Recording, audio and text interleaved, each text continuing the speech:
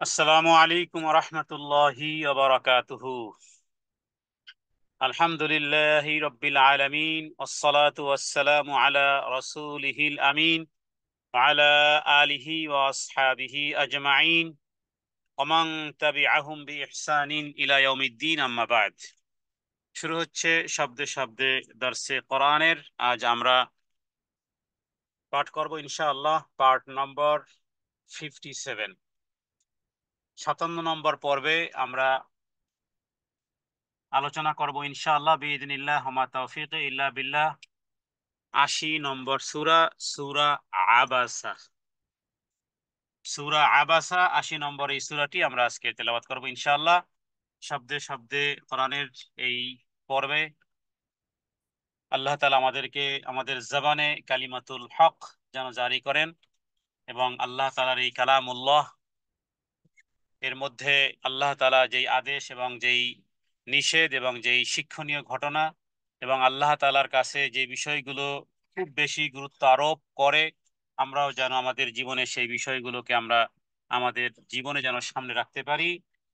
আল্লাহ তাআলার কাছে সেই তৌফিক কামনা করি। আর সেই সাথে সাথে রাসূলুল্লাহ সাল্লাল্লাহু আলাইহি ওয়াসাল্লাম, যাকে আল্লাহ তাআলা মুআল্লিম হিসেবে দুনিয়াতে প্রেরণ করেছেন, যার অনুসরণ অনুকরণ করাটা ফরজ। কোনো কোনো বিষয়ে রাসূলুল্লাহ সাল্লাল্লাহু আলাইহি সাল্লামকে ইঙ্গিত করা হলেও মূলত কিয়ামতের আগ মুহূর্ত পর্যন্ত সেই আদেশ এবং সেই নিষেধ এবং সেই হুকুম বলবৎ থাকবে। আল্লাহ তাআলা যেন আমাদেরকে এই কোরআনের এই জ্ঞান দ্বারা আমাদেরকে যেন আমাদের হৃদয়কে যেন মুনাওয়ার করে দেন। আল্লাহ তাআলার কাছে এই তৌফিক কামনা করি। ওমা তৌফিকি ইল্লা বিল্লাহ, আলাইহি তাওয়াক্কালতু ওয়া ইলাইহি উনীব। তাহলে শুরু হচ্ছে শব্দে শব্দে দর্সে কোরআনের আজ 57 নম্বর পর্ব। أعوذ بالله من الشيطان الرجيم.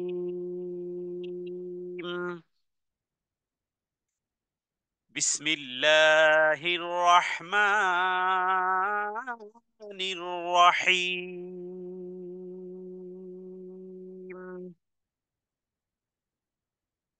এই সূরাটি মক্কায় নাজিল হয় এবং এই সূরাটির একটি পটভূমি আছে।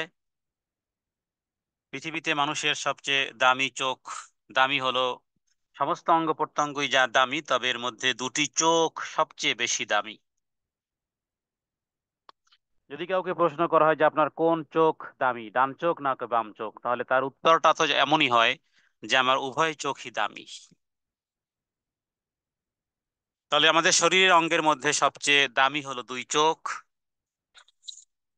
যারা এই দুই চোখ ইসলামের জন্য হারিয়েছে, অথবা মাতৃগর্ভ থেকেই যারা অন্ধ হয়ে দুনিয়াতে এসেছে, অথবা পরবর্তীকালে যারা দৃষ্টিশক্তি হারিয়েছে, আমি মনে করি এই সূরাটির মধ্যে তাদের জন্য আনন্দ এবং তাদের জন্য সুসংবাদ, এবং তাদের বলা যেতে পারে তাদের পক্ষের এটি সূরা।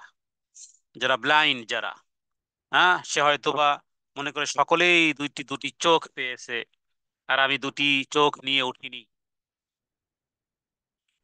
কিন্তু আমরা সূরা সূরা তহার মধ্যে একটি আয়াতের দিকে শুধু ইঙ্গিত করব যে পৃথিবীতে বহু চক্ষুধারী ব্যক্তিবর্গ আছেন যারা কিয়ামতের দিন অন্ধ হয়ে উঠবেন। আল্লাহু আকবার। দুনিয়াতে একটা মানুষ যদি পুরো সারা জীবন অন্ধও থাকে, তবুও এটা এটা দুনিয়া, এটা সামান্যতম সামান্যতম দিন, সামান্য কিছু দিন। কিন্তু সবচেয়ে বড় কঠিন বিষয় হলো যে দুনিয়াতে চক্ষু ছিল, কিন্তু কিয়ামতের দিন যদি অন্ধ করে যদি উঠানো হয় এবং সে আল্লাহ তাআলার কাছে বলবে। সূরা তাহা আয়াত নম্বর 124, 124 নম্বর সূরা তাহার এই আয়াতে, যে কোরআন যদি কেউ না শিখে তাহলে এই চক্ষু থেকে কি লাভ? কোরআনুল কারীম শিখলো না, কোরআনুল কারীম পড়লো না, এই চক্ষু থেকে কি লাভ? কারণ আল্লাহ তাআলা কিয়ামতের দিন অন্ধ করে উঠাবে হাসরের ময়দানে। সূরা তাহা 124 নম্বর আয়াতে আল্লাহ তাআলা বলেছেন, ক্বালা রব্বি, হে বলবে, লিমা হাশারতানি আমা, আজকের আপনি আমাকে অন্ধ করে কেন উঠালেন? আল্লাহর পক্ষ থেকে আয়াত আসবে, আল্লাহর পক্ষ থেকে হুকুম আসবে, আল্লাহর পক্ষ থেকে উত্তর আসবে। ক্বালা কাযালিকা আতাতকা আয়াতুনা ফানাসিতাহা ওয়া কাযালিকাল ইয়াওমা তুনসা। দুনিয়ার জীবদ্দশায় তুমি আমার আয়াতসমূহ ভুলে গিয়েছিলে, আমিও তোমাকে ভুলে গেলাম। আলহামদুলিল্লাহ, যারা চোখে কম দেখেন, যারা আবসায়া দেখেন অথবা চোখে দৃষ্টিশক্তি কমে গেছে, তারপরও কোরআনুল কারীম যারা পড়েন, আল্লাহু আকবার, পৃথিবীতে কত চক্ষুষ্মান আছে যারা কোরআনুল কারীম পড়ে না, তারা যেন প্রস্তুত হয় যে কিয়ামতের দিন অন্ধ হয়ে উঠবে। আর যারা দুনিয়ার এই জীবনে একটু কষ্ট করেছেন, চোখের প্রবলেম, আল্লাহ তাআলা এর বিনিময় জান্নাত রেখেছেন। আল্লাহ তাআলার পক্ষ থেকে, রাসূলুল্লাহ সাল্লাল্লাহু আলাইহি ওয়াসাল্লামের পক্ষ থেকে, হ্যাঁ, নবীজির পক্ষ থেকে বেশ কয়েকটি হাদিস আমরা গত পর্বে বলেছি, এই শব্দে শব্দে দর্শে কোরআনের মধ্যেই আছে। আজকে তাদের জন্য বলা যেতে পারে যে এই আবাসা, সূরা আবাসার পটভূমি মূলত এমন। কারণ একজন সাহাবী ছিলেন, বলা যেতে পারে, যিনি ইসলামের মুয়াজ্জিনের মধ্যে দুইজন দুইজন এক এক হলো বেলাল রাদিয়াল্লাহু তাআলা আনহু, আর দ্বিতীয় হলো আব্দুল্লাহ ইবনে উম্মে মাকতুম রাদিয়াল্লাহু তাআলা আনহু। তিনি অন্ধ সাহাবী ছিলেন এবং তিনি মসজিদে নববীতে তার আজান শুনে আর কেউ তার আজান শুনে আর কেউ সাহারি খাবে না, বাস। তার আজান মানেই ফজরের আজান। আর বেলাল রাদিয়াল্লাহু তাআলা আনহু আজান মানেই হলো গভীর রাত্রে ওঠো, তাহাজ্জুদের সালাত আদায় করো। তার মানে খানা দানা স্টপ হবে না, শুরু করতে পারো। কিন্তু আব্দুল্লাহ ইবনে উম্মে মাকতুম রাদিয়াল্লাহু তাআলা আনহু, তিনি আজান দিলে সেটা হলো ফজরের আজান। এছাড়া রাসূলুল্লাহ সাল্লাল্লাহু আলাইহি ওয়াসাল্লাম আব্দুল্লাহ ইবনে উম্মে মাকতুমকে বহু দায় দায়িত্ব তাকে দিয়েছিলেন। সেই সাহাবীর পটভূমি হলো মূলত প্রথম দিকের বেশ কিছু আয়াত। এবং রাসূলুল্লাহ সাল্লাল্লাহু আলাইহি ওয়াসাল্লাম তিনি মক্কা মুআজ্জামায় বেশ কয়েকজন বড় বড় বড় বড় সর্দার টাইপের, লিডার লিডার টাইপের কিছু ব্যক্তিবর্গ ছিল। তাদের একটা শেকায়েত ছিল যে আপনার পাশে শুধু গরিব আর অসহায় আর মিসকিন, আর এই বেলাল আর এই খাব্বাব আর খোবাইব, এদের মতন গরিব অসহায় যারা আমাদের আমাদের গোলাম, তারা আপনার পাশে ঘুরঘুর করে, আমাদের জন্য একটা সময়ের ব্যবস্থা করেন যাতে করে আমরা আপনার সাথে একটা মিটিং করতে পারি। রসুল্লাহ সাল্লাম ভাবলেন যে যদি আরবের এই এই জাতীয় লোকেরা যদি ইসলাম গ্রহণ করে, তাহলে ইসলামের শক্তি আরো বাড়বে। তাদেরকে নিয়ে মিটিং এ বসেছেন, তাদের সাথে কথোপকথন, তাদের সেই দাওয়াত দিয়েছেন, তাদের সে মজলিসে হাজির হয়েছেন। আর ওইদিকে আব্দুল্লাহ ইবনে উম্মে মাকতুম, তিনি অন্ধ। তিনি তো, তার কোনো খবর নেই যে কি মিটিং চলতেছে না কি কাদের সাথে নবীজি কথা বলতেছেন। তিনি সেখান থেকে শুধু আওয়াজ দিচ্ছেন, ইয়া রাসূলুল্লাহ, ইয়া রাসূলুল্লাহ, আরশিদনি আরশিদনি, ইয়া রাসূলুল্লাহ আল্লিমনি মা আল্লামাকাল্লাহ। এভাবে আওয়াজ দিয়ে যাচ্ছেন যে হে নবী, হে নবী, আমাকে আমাকে পথ দেখান, হে নবী, আল্লাহ আপনাকে যে জ্ঞান দিয়েছেন আপনি সেই জ্ঞান শেখান। তো যেহেতু সবসময় তিনি পাশে থাকেন, একটু পরেও তাকে শেখানো যাবে বা বলা যাবে। তো রসুল্লাহ সাল্লাহ আলী আসাল্লাম তার দিকে একটু মনোযোগ দেননি। কারণ সর্দারদের সাথে আলাপে বাধা সৃষ্টি হওয়ায় নবীজি কিছুটা বিরক্ত হয়েছিলেন, তার কথায় কান দেননি। আর এবার এই এই অন্ধ সাহাবী আব্দুল্লাহ ইবনে উম্মে মাকতুমের পক্ষ নিয়ে জিবরাইল আমিন রাসূলুল্লাহ সাল্লাল্লাহু আলাইহি ওয়াসাল্লামের উপরে নাজিল করেছেন এই সূরা আবাসার প্রথম দিকের বহু আয়াত। আবাসা ওয়া তাওয়াল্লা আন জাআহুল আ'মা। আবাসা, আপনি ভ্রু কুঞ্চিত করেছেন। আপনি শ্রবণ করেননি বা গুরুত্ব দেননি বা মুখ ঘুরিয়ে নিয়েছেন, ভ্রু কুঞ্চিত করেছেন হে মোহাম্মদ সাল্লাল্লাহু আলাইহি সাল্লাম। অতাওয়াল্লা, এবং অনাগ্রহ দেখিয়েছেন। আগ্রহ দেখানো দরকার ছিল। তার মানে এই সর্দারদের দিকে নজরদারি করার চেয়ে বরং এই সাহাবীর কথার দিকে, আর নবীজি তো মনে করেছেন যে মামুলি একটা বিষয়, তাৎক্ষণিক জবাবের জন্য পরবর্তীতেও দেওয়া যাবে। আর যেহেতু সর্দারদেরকে, মক্কার কুরাইশ নেতাদেরকে তো সবসময় আর এভাবে করে দাওয়াত করা হয় না বা তাদের সামনে উপস্থাপন করা হয় না, যেহেতু তারাও সম্মতি প্রকাশ করেছে, কিন্তু আল্লাহ তাআলা দেখুন, নবীজি যেই জিনিসটাকে প্রায়োরিটি দিয়েছেন, হ্যাঁ, আল্লাহ তাআলা তার বিপরীত বিপরীত এই অন্ধ সাহাবীর পক্ষে আল্লাহ তাআলা তার সপক্ষে কোরআনুল কারীমের এই আয়াত সমূহ নাজিল করেছেন। তাহলে কি বোঝা যায়? দুনিয়ার প্রতিপত্তি, দুনিয়ার সম্মান, দুনিয়ার মর্যাদা, দুনিয়ার দুনিয়ার লিডার, হ্যাঁ, লিডারশিপ হওয়া ইত্যাদি। কিন্তু আল্লাহ তাআলার কাছে একজন অন্ধ সাহাবী তার সম্মান এবং মর্যাদার মাধ্যমে পৃথিবীতে যত দুর্বল শ্রেণী আছে, এই জন্য ওই বিষয়গুলো আবু বকর সিদ্দিক রাদিয়াল্লাহু তাআলা আনহু তিনি খেলাফত পাওয়ার পরে প্রথম যে ভাষণটি দিয়েছিলেন সেটি ছিল এরকমেরই, যে দেখো আমি এখন মদিনার, আমি এখন প্রেসিডেন্ট। হ্যাঁ, যদিও খলিফাতা রাসূলুল্লাহ বলা হয় তাকে, তবে তিনি কখনো ওইভাবে নিজেকে বলতেন না। আর ওমর রাদিয়াল্লাহু তাআলা আনহু তো বলতেন যে না, তোমরা যদি বলতেই চাও আমাকে, তাহলে বলো খলিফাতা, খলিফাতা রাসূলুল্লাহ। হ্যাঁ, কারণ রাসূলুল্লাহ সাল্লাল্লাহু আলাইহি সাল্লামের পরবর্তীতে এসেছে আবু বকর, তার পরবর্তীতে মানে তার খলিফা আমি। তো সেই আবু বকর কি বলেছিল যে আমি এখন, এই মদিনার মদিনার ক্ষমতা আমার হাতে। তোমাদের মধ্যে সবচেয়ে দুর্বল যারা, তারা আমার কাছে অনেক বেশি পাওয়ারফুল, অনেক বেশি পাওয়ারফুল, আর তোমাদের মধ্যে যারা পাওয়ারফুল তারা আমার কাছে নাথিং। এই কথার তর্জমা হাজার পৃষ্ঠা হতে পারে। তো এটাই একটা উদাহরণ যে আল্লাহ তাআলাও মূলত তাই, আল্লাহ তাআলা দুর্বলদের সপক্ষে, আর যারা শক্তিশালী, তো তারা স্বাভাবিকভাবে যে শক্তিশালী, যারা শারীরিক, আর্থিক অথবা আরো বিভিন্ন রকমের বিষয়গুলো নিয়ে গর্ব করে, অথবা সর্দার ইত্যাদি, এগুলোর কোনো ভ্যালু আল্লাহ তাআলার কাছে নেই। তো আল্লাহ তাআলা সেই সাহাবীর প্রতিটি পদচারণা যেন লিপিবদ্ধ করেছেন এই কোরআনুল কারীমের মধ্যে। আং জাআহুল আমা, আকার ইঙ্গিতও হতে পারতো। রাসূলুল্লাহ সাল্লাল্লাহু আলাইহি ওয়াসাল্লাম প্রতি অনেক অনেক ভাবেই ওহী নাজিল হয়েছে, কিন্তু একেবারে কোরআনুল কারীমের আয়াত বানিয়ে একেবারে কিয়ামতের আগ মুহূর্ত পর্যন্ত, ইসরাফিলের সিংহায় ফুৎকার দেওয়ার আগ মুহূর্ত পর্যন্ত যারা শারীরিকভাবে বিকলাঙ্গ, এরা এরা এদের প্রায়োরিটি, হ্যাঁ, এদের কোন কোন রাষ্ট্র তো এদের প্রায়োরিটি দেয়, কিন্তু ব্যক্তি হিসেবে কোন ব্যক্তির কোন অঙ্গ প্রত্যঙ্গ কমতি ঘাটতি, হ্যাঁ, তার সাথে রাগান্বিত হওয়া, তার সাথে দুষ্ট ব্যবহার করা, তার সাথে আপনার ভিন্ন রকমের আচরণ, এটি করা মানেই হলো যে আল্লাহ তাআলার সৃষ্টিগতভাবে তিনি যেই দুর্বলতা, এটি তার হাতের, তার তার এটি তার অ্যাপ্লাই সূচক ছিল না, এটি আল্লাহ তাআলা তাকে ওইভাবেই বানিয়েছেন। না সুসহি, মানে সে কি করবেন, সে এখানে তার কিছুই ছিল না। অতএব কোনো ব্যক্তি যদি স্বাভাবিকভাবে শারীরিকভাবে কালো হয়, খাটো হয়, হ্যাঁ, আপনি যদি তাকে ওই ওই কথাগুলো তাকে বলেন এবং তার মাধ্যমে যদি কষ্ট পায়, কষ্ট না পেলে অসুবিধা নেই, কিন্তু যদি আপনি কষ্ট পায়, হযরতে সাফিয়া রাদিয়াল্লাহু তাআলা আনহাকে, তিনি একটু বেঁটে ছিলেন, হ্যাঁ, একটু খাটো ছিলেন। হযরতে আয়েশা আহ কোন একটা কথা প্রসঙ্গে তার বিষয় এটি বলেছিলেন, রাসূলুল্লাহ সাল্লাল্লাহু আলাইহি ওয়াসাল্লাম খুব অসন্তুষ্টি প্রকাশ করেছিলেন যে তোমার এই কথাকে যদি সমুদ্রে ফেলায়, তো সমুদ্রের সমুদ্রের পানি সমুদ্রের পানি কালো হয়ে যাবে।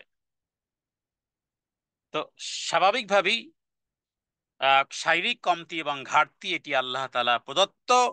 অতএব প্রত্যেক ব্যক্তি হলো কাররামনা বানি আদম। তো এখানে এই আমা মানে অন্ধ, তার কাছে এসেছে, দেখুন এটাও কোরআনুল কারীমের আয়াত। তাহলে কি বুঝেন সম্মান, যে আপনার কাছে, আপনার কাছে আগমন করেছে, যা মানে এসেছে, আমা মানে অন্ধ, একজন অন্ধ আহ, সাহাবী, একজন অন্ধ ব্যক্তি আপনার কাছে এসেছে, আগমন করলো, কারণ একটা অন্ধ লোক আপনার কাছে এসেছে।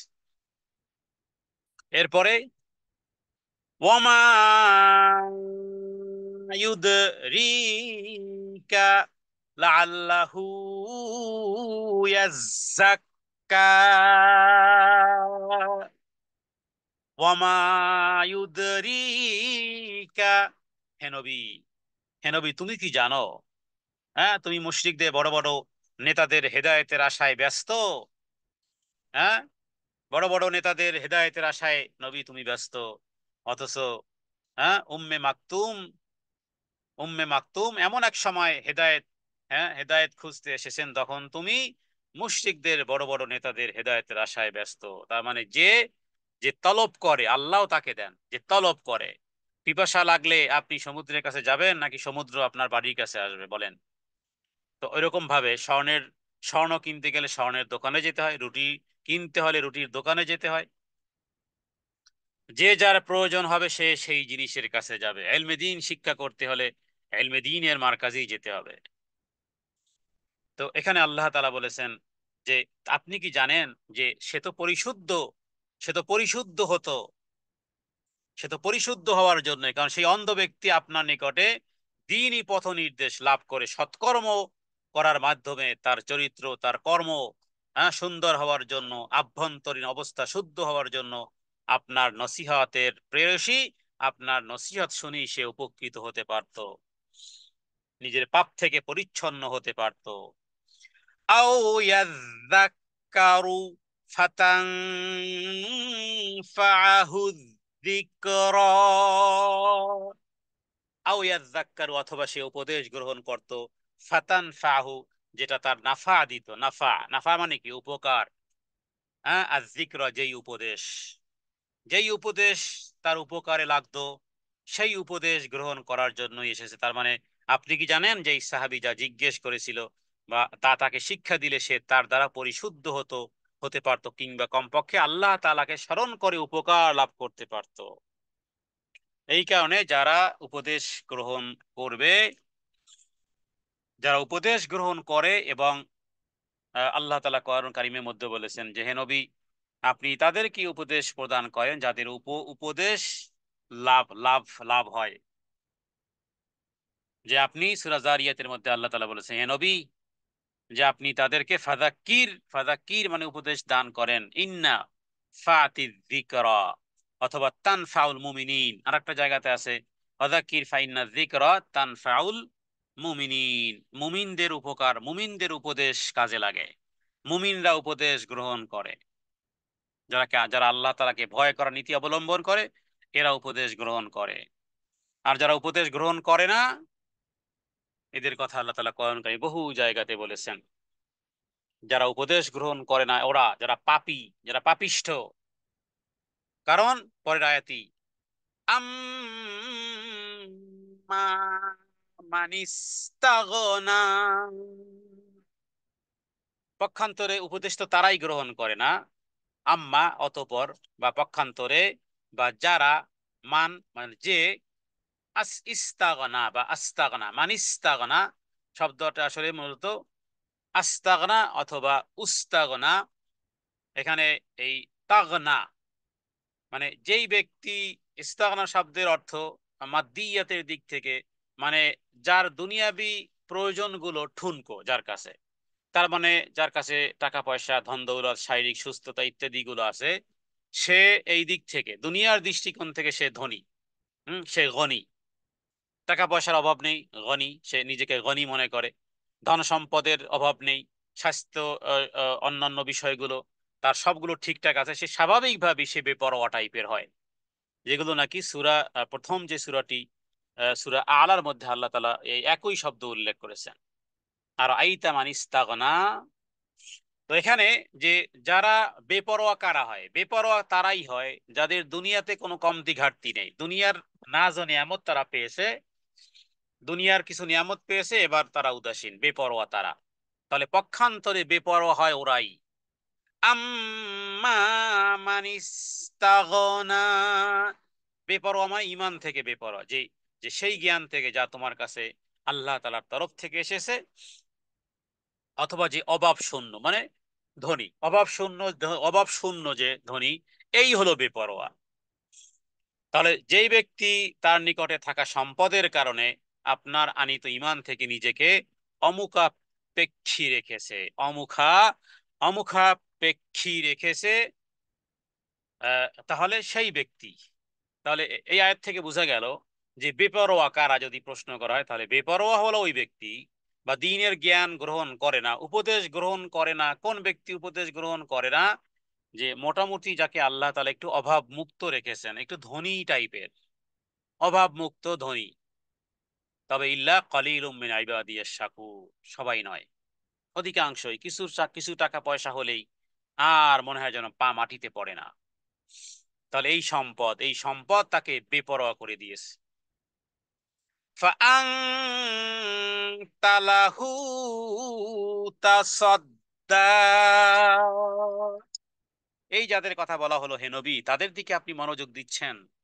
ফাআনতালাহু তাসাদ্দা, অথচ আপনি তাদের দিকে মনোযোগ দিচ্ছেন। তো রাসূলুল্লাহ সাল্লাল্লাহু আলাইহি সাল্লামকে সতর্ক করা হয়েছে যে বিশুদ্ধ চিত্তদেরকে ছেড়ে যারা বিমুখদের জন্য মনোযোগ ব্যয় করা ঠিক নয়।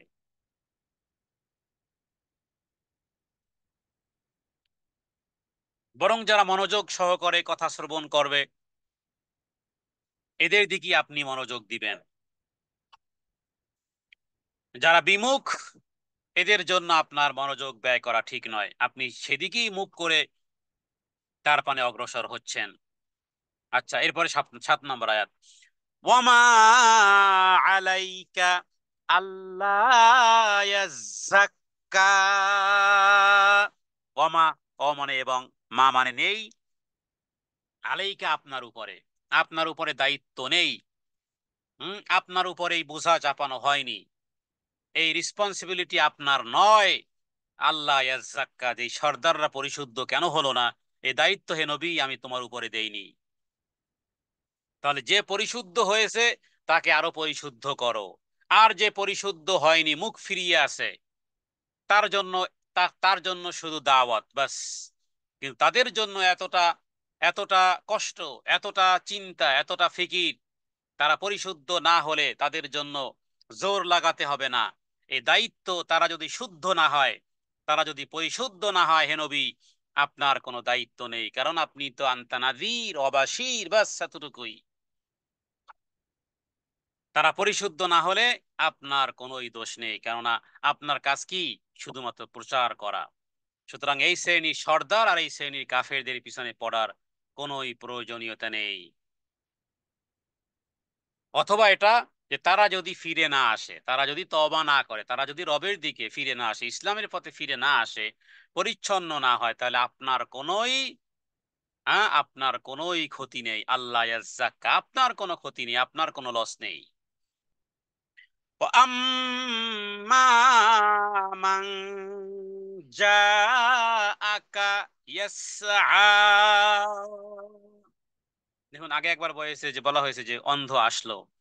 এবার এবার বোঝা যায় যে আব্দুল্লাহ ইবনে মাকতুম মনে হয় কিছুটা, একটু গতিটা মনে হয় একটু বেশি ছিল। দেখুন আল্লাহ তাআলা কোরআনুল কারীমে আয়াত বানিয়ে ফেলেছেন কি, যে সে তো আপনার কাছে ছুটে এসেছে, একটু দৌড়ে এসেছে। সা মানে একটু দৌড়ে আসা। তাহলে দেখুন, আল্লাহু আকবার, হ্যাঁ, কোথায় কাফেরদের বড় বড় লিডাররা বসে আছে, এক নয় একাধিক। তাদের মর্তবার মর্যাদা আল্লাহর কাছে কিছুই নয়। অথচ একজন অন্ধ সাহাবী, আগে বলা হচ্ছে সে আসছে আপনার কাছে, আর এখানে বলা হচ্ছে সে যেন দৌড়ে এসেছে। হ্যাঁ, ও আম্মা, এরপরে যা আকা আপনার কাছে এসেছে, কিছুটা ছুটে এসেছে, কিছুটা দৌড়ে এসেছে। তো এই দৌড়ে আসা, এটা কল্যাণ। এই দৌড়টাকে কি বলা যায়? এই দৌড়, এখানে আল্লাহ তাআলা তার দৌড়ের কথা কেন বললেন? দৌড় মানে হলো দ্বীনের জন্য দৌড়, রবের জন্য দৌড়। এইভাবে দৌড়ানোর কথা, প্রতিযোগিতার কথা গোটা কোরআনুল কারীমের পাতায় পাতায় আছে। আল্লাহ তাআলা বলেছেন দৌড়াও সেই দিকে, অসারিউ। অসারিউ মানে কি? কম্পিটিশনে লাগাও, দৌড়াও। ফিল খায়রাত, ভালো কাজের কম্পিটিশন করো, দৌড়াও। আবার কোথাও আছে আল্লাহ তাআলা বলেছেন অসারিউ, যে তোমরা দৌড়াও ওই জান্নাতের দিকে। অসারিউ, ওই জান্নাতের দিকে দৌড়াও। যেই যে কারদিস সামাই ওয়াল আরদ, যেই জান্নাতের দূরত্ব আসমান এবং জমিন। তাহলে এখানে আব্দুল্লাহ ইবনে উম্মে মাকতুমের এই দৌড়ানোটাকে, বা ইয়াসা মানে দ্রুত আসা, এটাকে আপনার মনে হয় যে খুব দ্রুত পা চালাচ্ছেন, না, এটার পিছনে হেকমতটা কি? সে তো পরিশুদ্ধ হওয়ার জন্য সে দৌড়িয়েছে। রিয়াদুস সালিহিনের তাওবা ওয়াদ্দার যেই হাদিসটি, যেই 100 হত্যা করার পরেও যে মৃত্যুর আগে যে হামাগুড়ি দিয়েছিল, হামাগুড়ি পছন্দ হয়েছে আল্লাহ তাআলা, বাস তার জন্য জান্নাতের ফায়সালা করেছেন। এই দৌড় কোনো সাধারণ দৌড় নয়। দ্বীনের জন্য যারা কষ্ট করে, এই কষ্ট, এটা আপনি আপনার জন্য করেননি। হয়তো আপনার পা ব্যথা হতে পারে, আপনার কষ্ট ইনটেনশন হতে পারে, কিন্তু সেটা যদি রবের জন্য হয়, তাহলে এটা লিখিত আছে। এটা লিখিত আছে রবের কাছে, আমলনামায় লিখিত আছে দৌড়, রবের জন্য দৌড়। হজ এবং ওমরায় গেলে কোথাও কোথাও আসতে যেতে হয়, কোথাও কোথাও একটু দৌড়ে যেতে হয়। পুরোটাই যদি রবের জন্য হয়, পুরোটাই যেন রবের জন্য হয়। যত দৌড় হবে, যত পথ চলা হবে, যেন কল্যাণের দিকে হয়। তাহলে ঠিক এইভাবে যেভাবে করে আব্দুল্লাহ ইবনে উম্মে মাকতুম, একজন অন্ধ সাহাবী, তিনি এসেছেন, একবার বলা হয়েছে। আবার তার দৌড়টা, তার যে তাড়াতাড়ি আসাটা, কুইকলি পথ চলাটা আল্লাহ তাআলার কাছে পছন্দ কেন? এই কারণে সে তো ওয়াজ নসিহত, সে তো উপদেশ গ্রহণ করার জন্য, সে তো মঙ্গলের জন্য, সে তো সে তো ওর কল্যাণের জন্য ছুটে এসেছে, তার তাড়াহুড়া করেছে। এই তাড়াহুড়া কেন? আল্লাহর জন্য। মুসা আলাইহিস সালামকে বলা হলো, আসতে বলা হলো, তাড়াহুড়া করতেছিলেন। হ্যাঁ, যে আল্লাহ তাআলা জিজ্ঞেস করে, ও মুসা, কেন তাড়াহুড়া করতেছো? যে হে আল্লাহ, আমি তাড়াহুড়া করতেছি এই কারণে যেন আপনি খুশি হন। হ্যাঁ, আমার এই তাড়াহুড়া এই কারণে যেন আপনি খুশি হন। আল্লাহ তাআলা কোরআন কই আয়াত বানিয়ে ফেলেছেন। রিয়াদুস সালিহিনে ওই হাদিস। হ্যাঁ, মৃত্যুর পরে একটা একটা খারাপ ওসিয়ত, যে আমাকে জ্বালিয়ে পড়ে ভস্মীভূত করে দিবা। আল্লাহ একত্রিত করলেন, বান্দা কেন করেছো? আল্লাহ, আপনার ভয়ে করেছি। আচ্ছা যাও, মাফ। আপনার কি মনে হয় ছোট্ট ছোট্ট অ্যাক্টিভিটি, সেটা যদি রবের জন্য হয়, ছোট্ট করে একটু দিনের জন্যই দৌড়ানো আল্লাহর কাছে পছন্দ হয়েছে। এরপরে জিবরাইল আমিনের মাধ্যমে আল্লাহ তাআলা আসমান থেকে আয়াত নাজিল করেছেন, ওয়াহুয়া ইয়াখশা। দৌড় কেন, কেন এত দামি হলো? দৌড়টা কেন দামি? এই কারণে যে সে তো রবকে ভয় করে। মুমিন জীবনের পাথেও তো এটাই, মুমিন জীবনের জীবনের ভ্যালিও তো এটাই, তুমি রবকে ভয় করো কিনা। রবকে ভয় করো, এবার গোটা নিজাম, গোটা পৃথিবীর নিজাম তোমার গোলাম। আর তুমি যদি রবকে যদি তুমি না ভয় পাও, গোটা পৃথিবী তোমার শত্রু। তোমার বাম রান পর্যন্ত শত্রু। কিয়ামতের দিনে বাম রান সবার আগে, কিয়ামতের দিন তোমার দেহের মধ্যে বাম রান সবার আগে সাক্ষী দিবে। গোটা পৃথিবী তোমার শত্রু হয়ে দাঁড়াবে। তুমি হও রবের গোলাম, গোটা পৃথিবী হবে তোমার গোলাম। আর তুমি রবের বিরুদ্ধাচারণ করে আসো, তুমি কি মনে করেছো সেখানে আল্লাহ কাউকে কাউকে কাউকে একটু সুযোগ দেন? কিছুদিন, কিছুদিন হাই হালো, কিছুদিন হ্যাঁ বুক ফুলানো, কিছুদিন হাহুংকার, কিছুদিন সুখ শান্তি আরামায়েশ, বাস। এরপরে চিরদিনের জন্য অন্ধকার জাহান্নামের আগুনে আল্লাহ তাআলা তালা মেরে দিবেন, বের হওয়ার কোনো সুযোগ নেই। তাহলে বোকা কারা আর বুদ্ধিমান কারা? দুনিয়ার দৃষ্টিতে অনেক বুদ্ধিমান, পরকালের দৃষ্টিতে বোকা। আবার আল্লাহ তাআলা দুনিয়ার দুনিয়ার আখেরাতের বোকা যারা, আখেরাতের চালাক যারা, আল্লাহ তাআলা সূরা রুমের মধ্যে বলেছেন, ইয়ালামুনা যাহিরা মিনাল হায়াতিদ দুনিয়া ওয়া হুম আনিল আখিরাতি হুম গাফিল। এ হলো কপাল পোড়া, দুনিয়ার সব কিছু জানে কিন্তু আখেরাত সম্পর্কে গাফেল। আল্লাহ বলেছেন, ইয়ালামুনা যাহিরা মিনাল হায়াতিদ দুনিয়া, দুনিয়ার অনেক কিছু জানে, ওয়া হুম আনিল আখিরাতি হুম গাফিলুন, কিন্তু আখেরাত সম্পর্কে গাফেল। তুমি যতই ডিগ্রিধারী হও না কেন, যতই ক্লেভার হও না কেন, যতই চালাক হও না কেন, 1 টাকাকে 10 টাকা বানাতে পারো, কত রকমের তোমার জ্ঞান বুদ্ধি বিবেক, কিন্তু আখেরাত সম্পর্কে গাফেল। তাহলে তুমি হলো সবচেয়ে সত্যিকার অর্থে কিয়ামতের দিন হাত কামড়ানেওয়ালা। হায় হায়, হায় হায় পার্টির লোক তুমি, কিয়ামতের দিন হায় হায় পার্টির লোক। আর যাকে তুমি বোকা দেখতেছো, নবীজি বলেছেন, কাইয়িসু মান দানা নাফসাহু আমিলা লিমা বাদাল মাউত ওয়াল আজিজু মান ইত্তাবা নাফসাহু হাওয়া হাওয়া তামান্না আলাল্লাহ।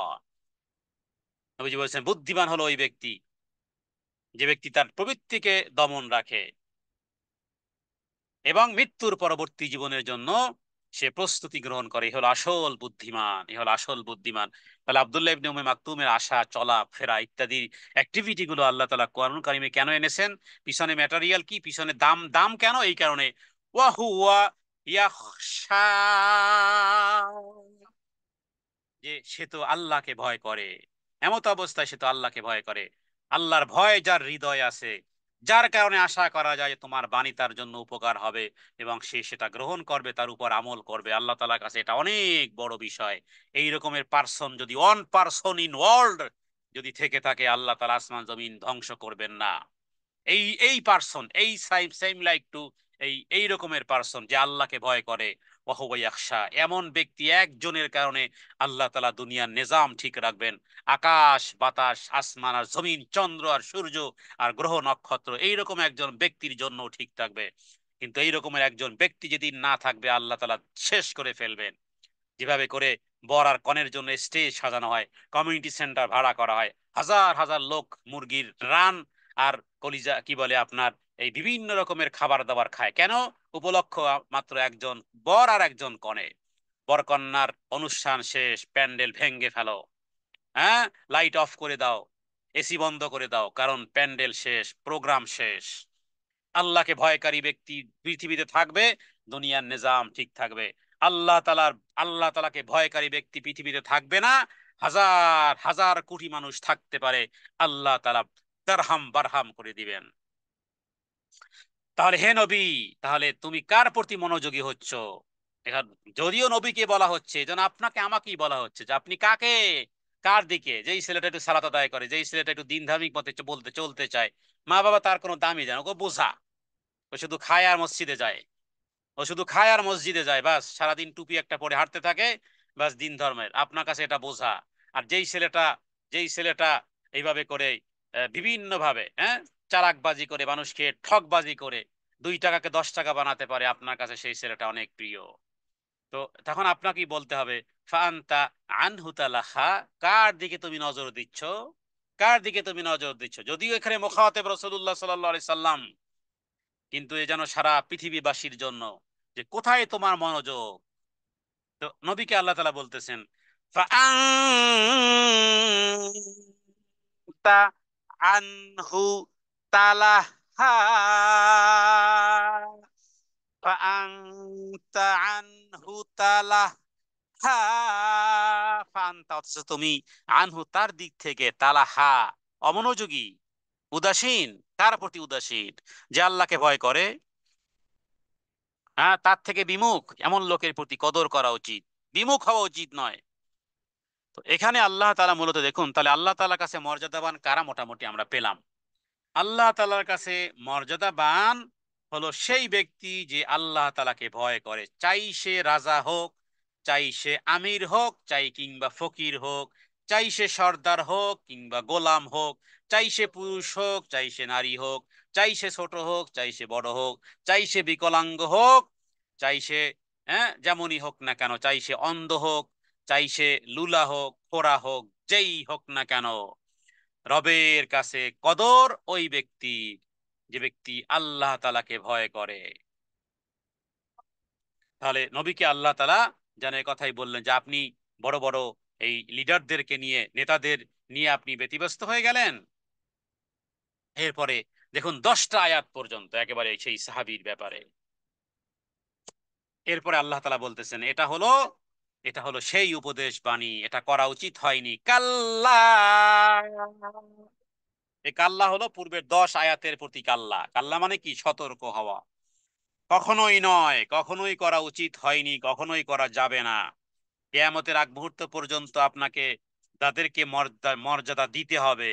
এখান থেকে শিক্ষা নিতে হবে কাকে আপনি মর্যাদা দিবেন, কার প্রতি আপনি বিমুখ হবেন না, কাকে নিয়ে ব্যতিব্যস্ত হবেন, কার জন্য আপনার প্রাণ কাঁদবে, কাকে সম্মান দিতে হবে। কাল্লা, কখনোই নয়। ইন্নাহা তাযকিরাহ, এটি হলো সেই উপদেশ। অতএব গরিব মিসকিন থেকে মুখ ফিরিয়ে নেওয়া আর ধনবান ব্যক্তির প্রতি খাস মনোযোগ দেওয়া ঠিক নয়। আমি যদি বলি যে এই এই যে আয়াত যে পড়লাম, 10টা আয়াত মাত্র পড়লাম, আপনার কাছে মনে হয় কি শুধু কাহিনী? এই এই এই ভায়োলেশন আপনার আমার মাধ্যমেই হয়ে আছে। আপনার গরিব আত্মীয় বাড়িতে আসলে আর ধনী আত্মীয় আসলে আপনার অবস্থাটা কি হয়? আপনার আপনার চেহারা রং পরিবর্তন হয়ে যায়। গরিব গ্রাম থেকে এসেছে, এটা লাউ নিয়ে কদু নিয়ে আপনার বাড়িতে, হ্যাঁ, আপনার যে অবস্থা দেখি মন খারাপ। আর ধনী ধনী ব্যক্তিকে আপ্যায়ন করে আপনি রাখতে চান, কিন্তু সে থাকতে চায় না। তারপরও তাকে পারলে আপনি আপ্যায়ন করেন, কারণ সে যেহেতু মালওয়ালা। তাহলে ধনীবান ব্যক্তি আপনি প্রতিটি প্রোগ্রামে দেখবেন, হ্যাঁ, যে সমস্ত বিবাহ শাদীর কার্ড ছাপানো হয়, দেখে দেখে দেখে দেখে বড় বড় ব্যক্তি, কারণ উপহার উপঢৌকনের আশায় বড় বড় ব্যক্তিদেরকে দাওয়াত দেওয়া হয়। এরপরে গরিব অসহায় যে ব্যক্তি, তাকে, হ্যাঁ, তার প্রতি দাওয়াতের কার্ড তো দূরের কথা, ছেলে মেয়ে নিয়ে উপস্থিত হলেও যে তাড়াতাড়ি বের হয়ে যায় না কেন। আল্লাহু আকবার। রাসূলুল্লাহ সাল্লাল্লাহু আলাইহি ওয়াসাল্লাম বলেছেন, খাবারের মধ্যে সবচেয়ে নিকৃষ্ট খাবার, নিকৃষ্ট প্রোগ্রাম ওই অলিমা, বিবাহের ওই অলিমা। হ্যাঁ, বিবাহের ওই অলিমা সবচেয়ে নিকৃষ্ট খাবার। যেই অলিমায় যেই অলিমায় বড় বড় ধনী শ্রেণীদেরকে আহ্বান করা হয় আর গরিব দূরে থাকে। আপনি প্রোগ্রামগুলো দেখবেন যে ধনী ধনী শ্রেণীদের জন্য।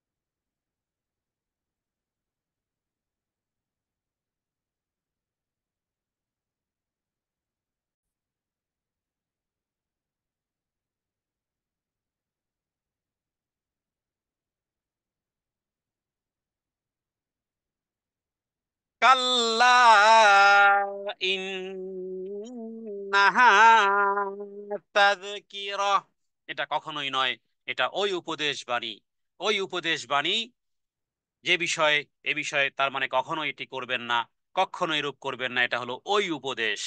তার মানে গরিব মিসকিন ব্যক্তি থেকে মুখ ফিরিয়ে নেয়া আর ধনবান ব্যক্তির প্রতি খুব বেশি মনোযোগী হওয়া, এটি হে রাসূল আপনি আর কখনোই করবেন না। তার মানে ব্যাপারটি এমন নয়, বরং এটি আল্লাহর পক্ষ থেকে উপদেশ এবং সতর্কবাণী। ফামাং ফামাং শাআ যাকারা, ফামান শাআ যাকারা। দেখুন এই 12 নম্বর আয়াতটি যেন প্রত্যেক ব্যক্তির জন্য অবধারিত। পূর্বের বিষয়টি রাসূলুল্লাহ সাল্লাল্লাহু আলাইহি ওয়াসাল্লামের সামনে ঘটলেও, আব্দুল্লাহ ইবনে উম্মে মাকতুমের ব্যাপারে ঘটলেও, এই 12 নম্বর আয়াতে আল্লাহ তাআলা বলতেছেন যে এটি সকলের জন্যই, অতএব যে ব্যক্তি ইচ্ছা করবে সে গ্রহণ করবে। আর সেটি কি? সেটি হলো গরিব মিসকিন ব্যক্তি থেকে মুখ ফিরিয়ে কখনো নেওয়া, অথবা গরিব আত্মীয় স্বজন থেকে মুখ ফিরিয়ে নেওয়া, আর ধনী আত্মীয় স্বজন অথবা ধনী ব্যক্তির প্রতি একেবারে বিশেষ মনোযোগ দেওয়ার যেই যেই যেই দুষ্ট যেই দুষ্ট চরিত্র আমাদের মধ্যে আছে। হুম, প্রত্যেক ব্যক্তির সম্মান আছে, কিন্তু বিষয় হলো যে আল্লাহ তালা তো আগেই উল্লেখ করেছেন যে কারা সাধারণতভাবে উপদেশ গ্রহণ থেকে বিরত থাকে, যাকে আল্লাহ তালা কিছুটা অভাব মুক্ত করেছেন, অভাব মুক্ত যে ব্যক্তি করেছেন, এবং অভাব মুক্ত যারা, আল্লাহ মাফরুক দিনের ক্ষেত্রে তাদের মাধ্যমেই সবচেয়ে বেশি ভায়োলেশন হয়।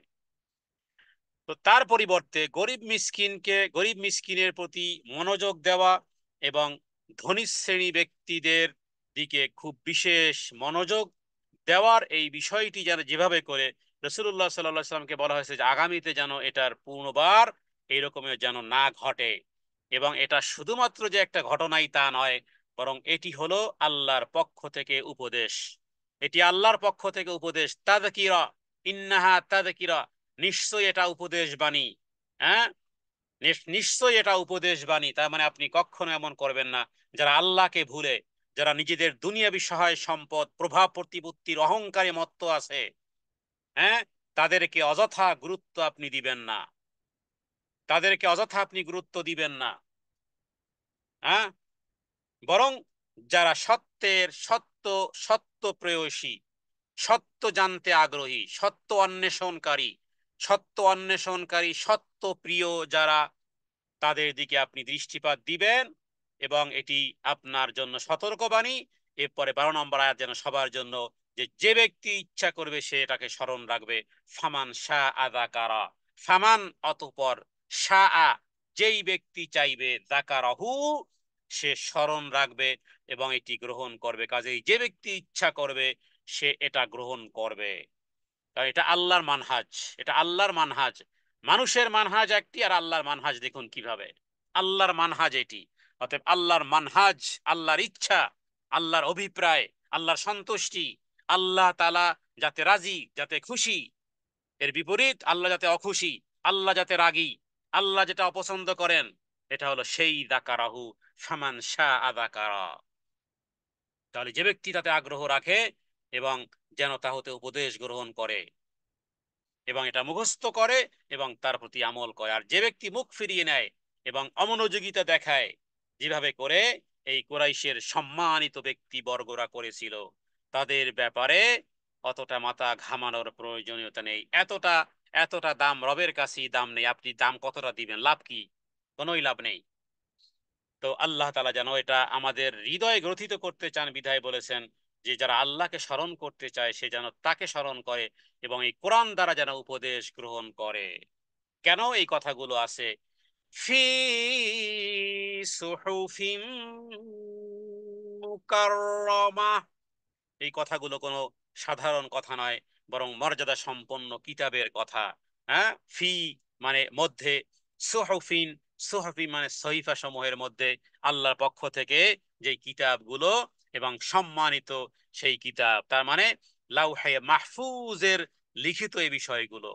লাউহে মাহফুজ এটি সংরক্ষিত রয়েছে, কারণ এই সহিফা আল্লাহ তাআলার নিকটে অনেক বড় মর্যাদাপূর্ণ, কেননা তার মধ্যে আছে প্রজ্ঞা এবং জ্ঞানে ভরপুর, যেটি আল্লাহ তাআলার কালাম, কালামুল্লাহ, এটি কোনো মাখলুক নয়। কাবা ঘর মাখলুক, মদিনা মাখলুক, মসজিদ মাখলুক, মাদ্রাসা মাখলুক, সব মাখলুক, কিন্তু কোরআনুল কারীম মাখলুক নয়। মারফুআতিম মুতাহহারা, কোরআনুল কারীমের প্রতিটি ইঞ্চি ইঞ্চি, প্রতিটি অক্ষর অক্ষর, প্রতিটি হুকুমের জাররা জাররা পরিমাণ মনে রাখতে হবে। মারফুআতিম মুতাহহারা, মারফুআহ, এটি উচ্চ মর্যাদা সম্পন্ন। মুতাহহারা, এটি এটি পবিত্র, এটি উচ্চ মর্যাদা সম্পন্ন, এটা পবিত্র। এখানে মুতাহহার বলতে সমস্ত পবিত্রতার সর্বোচ্চ শিখরে যেটার স্থান, যেখান থেকে নাপাক নাপাকি দুর্গন্ধ হওয়ার কোনো সম্ভাবনাই নেই। হ্যাঁ, এবং এটি যেহেতু পবিত্র জিনিস, পবিত্র ব্যক্তিদের জন্যই নির্ধারিত। কারণ যে ব্যক্তি স্বাভাবিকভাবে ঈমান আনে, তাওহীদ নেই, সে নাজাস, নাপাক, অপবিত্র। ইন্নামাল মুশরিকুনা নাজাস, ওরা অপবিত্র। কিন্তু একজন তাওহীদবাদী মুসলমান, সে পবিত্র, মুতাহহারা। অতএব এই মুতাহহারা জিনিস পবিত্র জিনিস, পবিত্র জিনিসের জন্যই কাজে লাগবে। তো এটা এটা কাফেরদের, এটা এটা ওই জাতীয় অপবিত্র ব্যক্তিদের, বাহিরে ফিটফাট নিচে সদরঘাট, এই সমস্ত ব্যক্তিদের জন্য এগুলো নয়। এগুলো আল্লাহর কালাম, এগুলো মারফুয়া, এগুলো মুতাহহারা, তাকে ওই ক্যাটাগরির মধ্যে আসতে হবে। অতএব এটা বেঈমান যারা, কাফের যারা, মুশরিক যারা, মুনাফিক যারা, এটা পাওয়ার অধিকার তারা রাখে না, কারণ এটা একটা পবিত্র জিনিস। এটা একটা পবিত্র জিনিস, সমস্ত পঙ্কিলতা, সমস্ত অপবিত্রতা থেকে এটা পবিত্র এবং মুক্ত, কারণ এটা মর্যাদা সম্পূর্ণ। আল্লাহ তাআলার নিকটে এটা মর্যাদা সম্পন্ন, আল্লাহ তাআলার নিকট এটা মুতাহহারা, এটা মারফুয়া। এবং এমন কি পবিত্র লোক, ফেরেশতাগণ ছাড়া কেউ এটাকে স্পর্শ করে না। এই আয়াত থেকে বলা হয় যে লাওহে মাহফুজে আল্লাহ তাআলা এই কোরআনুল কারীমকে লিখেছেন, কোরআনুল কারীম রেখেছেন, এটা একমাত্র পবিত্র ছাড়া কেউ স্পর্শ করে না। তার মানে ফেরেশতারা সবাই পবিত্র। ফেরেশতাদের মধ্যে নাফরমান নেই, ফেরেশতাদের মধ্যে ভিন্ন কিছু নেই, এটা সুউচ্চ স্থানে উত্থিত এবং পবিত্র অবস্থায় রয়েছে। কোনো পৃথিবীর কোনো অপবিত্রতা, কোনো কলুষতা এটাকে স্পর্শ করতে পারে না। বিআইদি সাফারা, বিআইদি মানে হাত দ্বারা, সাফারাতিন, সাফারা বলা হয়, যারা যারা যারা এক দেশের সাথে আর এক দেশের মানে অ্যাম্বাসেডরের যারা কাজ করে, এদেরকে বলা যায় সাফারা, সাফির। সাফির মানে অ্যাম্বাসেডর, অথবা এক দেশের আর এক দেশের মধ্যে যে দোভাষীর যারা কাজ করে, তো আস-সাফারাতুল কিরামিন বারারা বলা হয়। এজন্য রাসূলুল্লাহ সাল্লাল্লাহু আলাইহি ওয়াসাল্লাম, মানে যাতে বাংলাতে যাদেরকে দূত বলা হয়, দূত, বিশেষ দূত। তো কোরআনুল কারীম যারা পাঠ করে, এদেরকেও এক ধরনের সাফারাতিন কিরামিন বারারা বলা হয়। কারণ তারা কি পড়ে, যারা কোরআনুল কারীম পড়ে তারা কি পড়ে, তারা পড়ে ওই জিনিস যেটি মুতাহহারা, যেটি মারফুয়া। সেটি নিয়ে কারা ব্যস্ত আছে, সেটি নিয়ে ফেরেশতারা ব্যস্ত আছে, সেটা স্পর্শ করে ফেরেশতারা। তাহলে পৃথিবীতে যারা কোরআনুল কারীম পড়তে পারে, কোরআনকে যারা স্পর্শ করে, কোরআনকে যারা পড়ে, কোরআনকে যারা শিক্ষা করে, এরা ওই ফেরেশতাদের সমতুল্য। বিধায় বুখারী এবং মুসলিমের একটি স্পষ্ট বিশুদ্ধ হাদিসে রাসূলুল্লাহ সাল্লাল্লাহু আলাইহি ওয়াসাল্লাম বলেছেন, যারা কোরআনুল কারীম যারা পাঠ করে দুনিয়ার জীবদ্দশায়, আল্লাহ তাআলা তাদেরকে ফেরেশতাদের সাথে রাখবেন। কেউ কেউ বলেছেন যে কোরআনুল কারীম যারা অর্থ বুঝে পাঠ করে, বেশি পাঠ করে, কেউ বলেছেন বেশি যারা কোরআনুল কারীম পাঠ করে, কেউ বলেছেন যে কোরআনুল কারীম যারা অর্থ বুঝে পাঠ করে, এদের স্থান কোথায়? কিয়ামতের দিন এরা ফেরেশতাদের সাথে ঘুরে বেড়াবে। ফেরেশতারা বন্ধু, কারণ এ কোনো সাধারণ ব্যক্তি নয়, এ কোনো সাধারণ ব্যক্তি নয়। যে কোরআন ধারণ করেছে, কোরআনের ধারক বাহক, এ কোনো সাধারণ ব্যক্তি নয়। আপনার কাছে মনে হতে পারে যে একজন কোরআনের হাফেজ, কি আছে, কিছুই জানে না। অথচ রসুল্লাহ সাল্লাহ সাল্লামের কাছে এই রকমের ছিল যে বদরের যুদ্ধে, ওহুদের যুদ্ধে যখন 70 জন সাহাবী যখন যুদ্ধের ময়দানে যখন শাহাদাত বরণ করলো, এবার কবর খনন করা হলো, নবীজি বললেন যে তোমরা সাক্ষী দাও যে কার কতগুলো কোরআনুল কারীমের আয়াত নাজিল হয়েছে, মানে মুখস্থ করতে পেরেছে। কোন সাহাবীর যদি 10 আয়াত থাকে, আর কোন সাহাবী যদি 11 আয়াত মুখস্থ করে, কথা কথা এক্সাম্পল, মানে নবীজির হাদিসটার বিষয় হলো যে যে কোরআন বেশি মুখস্থ করেছে তোমাদের জানা মতে তার লাশকে কদ্দাম কদ্দাম কদ্দাম, তার লাশকে আগে আনো। আমি লাশ দাফনের ক্ষেত্রেও, মৃত্যু ব্যক্তি দাফনের ক্ষেত্রেও আমি ওই ব্যক্তিকে সম্মান দিতে চাই যে ব্যক্তি কোরআনুল কারীমের আয়াত একটা হলেও বেশি মুখস্থ করেছে, তার সম্মান আমি নবীর কাছে বেশি। আচ্ছা, নবীজি গতকালকের প্রোগ্রামে বলেছি যে নবীজি কোনো কথা কাজ নিজের ইচ্ছা মতো করতেন না। হ্যাঁ, অমা ইয়ান্তিকু আনিল হাওয়া ইন হুয়া ইল্লা ওয়াহয়ুন ইউহা। তার মানে আপনাকে আমি একটা এক্সাম্পল দেই, যে মনে করুন আপনি সূরা নাস আর সূরা ফালাক মুখস্থ করেছেন, বাস আপনি পারেন এই 11টা আয়াত। আর এক ব্যক্তি আর একটা আয়াত বেশি মুখস্থ করেছে, তার মানে আপনি হলেন 11 আয়াতের হাফেজা, আর এক বোন হলো 12 আয়াতের হাফেজা। হ্যাঁ, এই ভাই 10টা আয়াত মুখস্থ করেছে, উনি করেছেন 11টা। ইনি 100 আয়াত মুখস্থ করেছেন, আর উনি মুখস্থ করেছেন 101টা আয়াত। একটা আয়াত আপনার চেয়ে বেশি মুখস্থ যিনি করেছেন যুদ্ধের ময়দানে, ওহুদের ময়দান, আল্লাহু আকবার কাবীরা আলহামদুলিল্লাহি কাসীরা, নবীজি হাতে কলমে একেবারে আকার ইঙ্গিতে দিয়ে বাস্তবতার মিল রেখে নবীজি কবর খনন করেছেন। এরপরে সাহাবীদেরকে বলেছেন, তোমরা জানো যে কোন আমার সাহাবীদের মধ্যে কোন সাহাবী বেশি আয়াত মুখস্থ করেছে, তাকে আগে আনো। এরপরে কে, এরপরে কে, এরপরে কে, এরপরে কে, এইভাবে নবীজি লাশগুলো, সবাই শহীদ, সবার ক্যাটাগরি এক, হ্যাঁ সবাই শহীদ, সবাই কাফেরদের আঘাতে 70 জন সাহাবীর লাশ পড়ে আছে। এর মধ্যে আমিরে হামজা, হামজা রাদিয়াল্লাহু তাআলা আনহু নবীজির চাচা, তিনিও পড়ে আছেন। তার লাশকে হিন্দা টুকরো টুকরো করেছিল, তার লাশকে টুকরো টুকরো করেছিল, বুকটা চিরেছিল, কলিজাটা চিবিয়েছিল ওই আবু জেহেলের স্ত্রী হিন্দা। সবাই শাহাদাত বরণ করেছে। তাহলে মনে করেন সবাই এই ক্যাটাগরিতে সবাই সমান। লাশ দাফনের ক্ষেত্রে নবীজি যেই ক্যাটাগরিটা রক্ষা করেছেন, কিয়ামতের আগ মুহূর্ত পর্যন্ত যারা কোরআন মুখস্থ করতে চাও, কোরআন শিখতে চাও, এখান থেকে এর চেয়ে বড় সবক আর কিছু নেই। কোন ব্যক্তির 11 আয়াত মুখস্থ আছে, আর একজনের 12 আয়াত মুখস্থ আছে, উভয়ে মারা গেলে নবীজি ওই 12 আয়াত মুখস্থ অলিনিকে আগে তার বলতেন যে ওর লাশটাকে আগে নিয়ে আসো। আমি নবীজি তাকে এক্সট্রা একটা মৃত্যুর সময়, দাফনের সময়, কবরে রাখার সময় আমি একটা এক্সট্রা সম্মান দিতে চাই, কারণ তার একটা আয়াত হলেও বেশি মুখস্থ আছে। কি মনে হয় দৌড় দেওয়ার জায়গা কোথায় জানেন? দেখেন তো না দৌড় দেওয়ার জায়গা। এই হরিণ, সমুদ্রে হরিণ দৌড়তে পারে না, কারণ শিংগুলো এমন ভাবে দৌড়তে পারে না। দৌড়ানোর জায়গা তো আসলে এখানেই, দুনিয়াতে জীবন যাচ্ছে যতক্ষণ, অতক্ষণ আখেরাতের বহু দৌড়াতে পারবেন। মরণ এসে গেছে, দৌড় শেষ, আমল শেষ, দৌড় শেষ। কত কিছু মুখস্থ করি, গান মুখস্থ করা হয়, কবিতা মুখস্থ করা হয়, এটা সেটা মুখস্থ করা হয়, কোরআন মুখস্থ করা হয় না, কোরআনুল কারীম মুখস্থ করা হয় না। কোরআনুল কারীম, হ্যাঁ, ইমাম তিরমিজি হাদিস এনেছেন, আমি সেদিকে আলোচনা লম্বা করব না। হ্যাঁ, আল্লাহ তাআলা কি বলবেন কিয়ামতের দিন যখন ঘোষণা হবে, যে দুনিয়ার জীবদ্দশায় যারা কোরআন পড়েছো ইকরা, এবার আপনার মুখস্থ আছে 10, আপনি পড়বেন 10 আয়াত, আর এক ব্যক্তির আছে 12টা আয়াত মুখস্থ, উভয়কে নিয়ে ইকরা ওয়ারতাকি, ইকরা ওয়ারতাকি। তাহলে বিল্ডিংটা, আপনার বিল্ডিংটা 10 তলা, আর যিনি 20টা আয়াত মুখস্থ করেছেন তার তার বিল্ডিংটা, তার জান্নাতের উচ্চ স্তরের 20 তলা। হ্যাঁ, একেবারে এই খাস, মানে এই বাংলা উদাহরণ দিলাম, কারণ ওটার সাথে আসলে তুলনা হয় না জান্নাতের, কারণ জান্নাতের প্রতিটি ইট স্বর্ণের। হ্যাঁ, একটু স্বর্ণের টুকরোর জন্য কত ঝগড়া বিবাদ লাগে স্বামী স্ত্রীর মধ্যে, যে এই ঈদ গেল কিছুই কিনে দিলা না, আর সেখানে পুরো এক প্যালেস, পুরো এক বিশাল এক জান্নাত, পুরোটাই স্বর্ণের। হ্যাঁ, মতি, 60 হাত লম্বা মতি। হ্যাঁ, ডায়মন্ডের যেই খেয়ামাটা দেওয়া হবে 60 হাত লম্বা, সিত্তুনা মিলান, 60 মাইল লম্বা।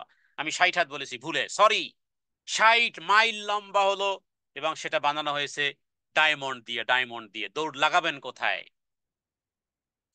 অসারিউ, সেই দিকে দৌড়াও, ওই জান্নাতের দিকে দৌড়াও।